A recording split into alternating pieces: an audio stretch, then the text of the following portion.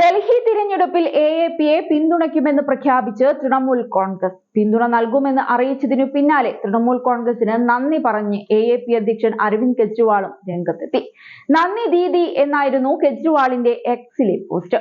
ഡൽഹി തിരഞ്ഞെടുപ്പിൽ തൃണമൂൽ കോൺഗ്രസ് എഎപിക്ക് പിന്തുണ പ്രഖ്യാപിച്ചു.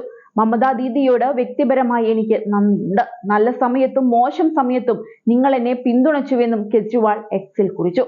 നേരത്തെ ഇന്ത്യ സഖ്യത്തിലുള്ള സമാജ്വാദി പാർട്ടിയും ശിവസേന ഉദ്ധവ് വിഭാഗവും അരവിന്ദ് കെജ്രിവാളിന്റെ ആം ആദ്മി പാർട്ടിക്ക് പിന്തുണ പ്രഖ്യാപിച്ചിരുന്നു.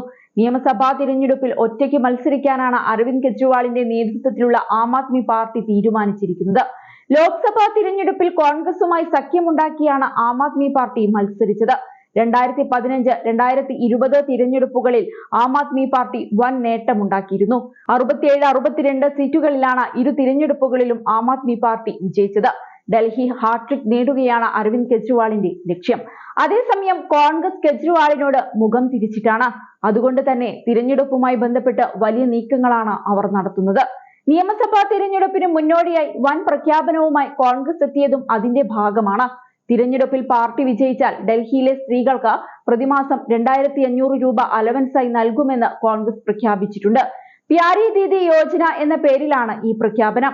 കർണാടക ഉപമുഖ്യമന്ത്രിയും PCC അധ്യക്ഷനുമായ DK ശിവകുമാറാണ് പ്രഖ്യാപനം നടത്തിയത്. കോൺഗ്രസ് സർക്കാർ അധികാരത്തിലെത്തിയാൽ ഉടൻ പദ്ധതി നടപ്പാക്കുമെന്നും കർണാടകയിൽ ഇത് പ്രാവർത്തികമാക്കിയതാണെന്നും അദ്ദേഹം എടുത്തു പറയുന്നുണ്ട്.